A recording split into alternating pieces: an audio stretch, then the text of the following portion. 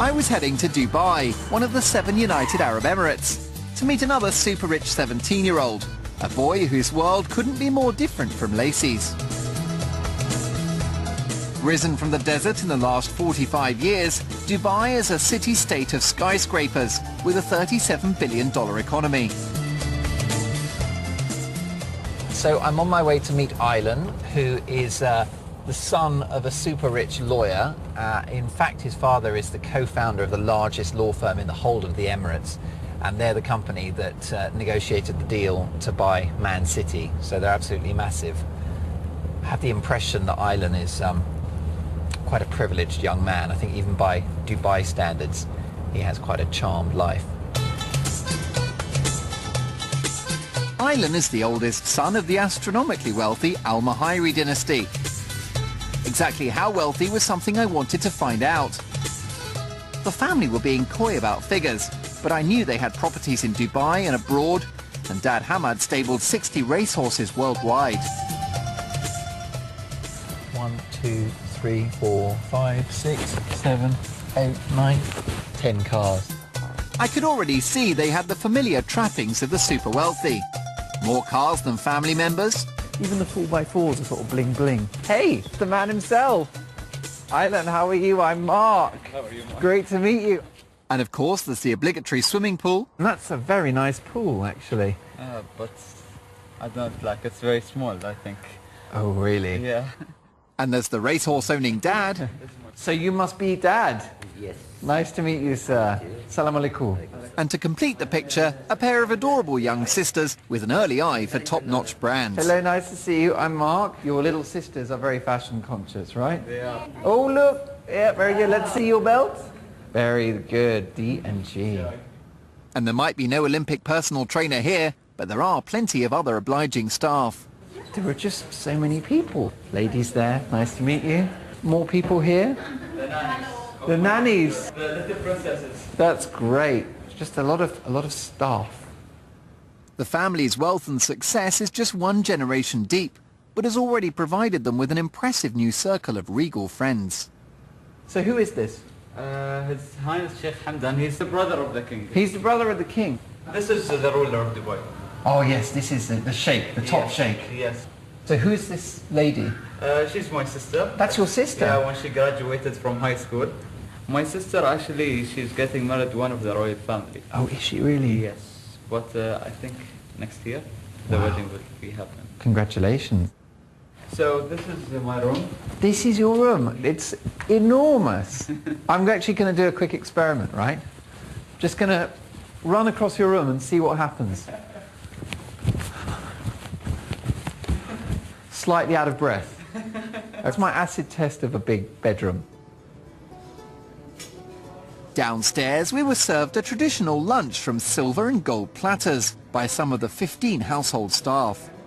Aylan himself has a dedicated maid and 2 personal drivers. Afterwards, one of his chauffeurs took us out in one of his cars. Are your friends as wealthy as you are? Yes, they are. Do you have any poor friends, or is there like one guy who, you know, hasn't got a pool, drives around with a bashed up old car? I have four friends. I have from different levels of friends. Actually, we don't have a comparison like between people. I hate to like put this guy, this guy sits here and this guy sits here. We all sit together. I enjoy it with poor friends. You get bored from rich people, actually. You get bored from... Yeah, you do. It's Saturday afternoon, and Aylan is off to the Crown Prince of Dubai's private members club to indulge in one of his regular pastimes. Indoor skydiving normally costs £1,500 an hour, but Aylan is a friend of the royal family and is at liberty to use the facilities free of charge. It certainly beats drinking cider at a bus stop with your mates.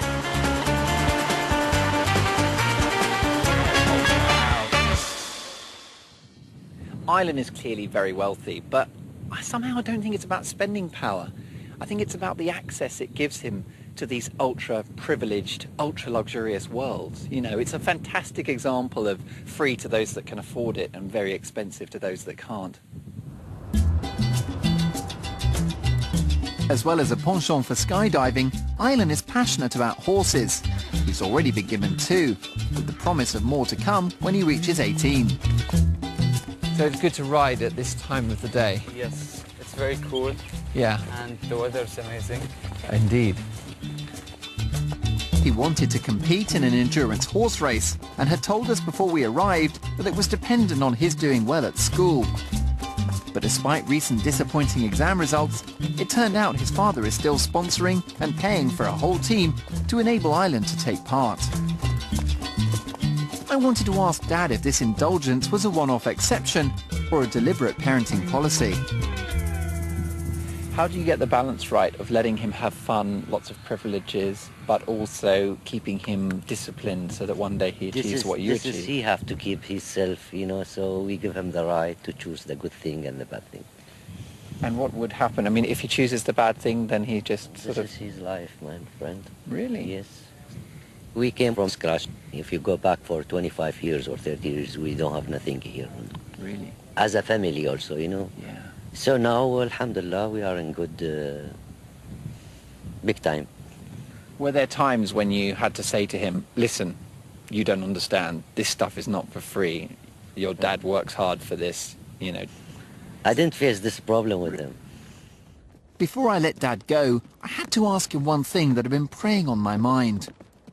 Could you give me an impression of how wealthy you are, if that's not too personal a question? Not that much. Just little. But you make it go a long way.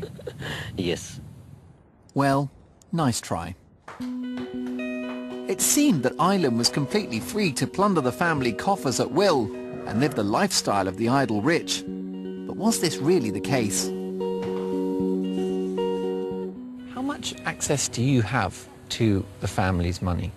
I mean, do you have like your own bank account or a credit card? I have my own bank account, and I have my father's bank account. But anything I do, suddenly it gets texted to my father. Texted? Yeah, from the bank. Like I bought, when I traveled, I bought for my sister a bag from Hermes.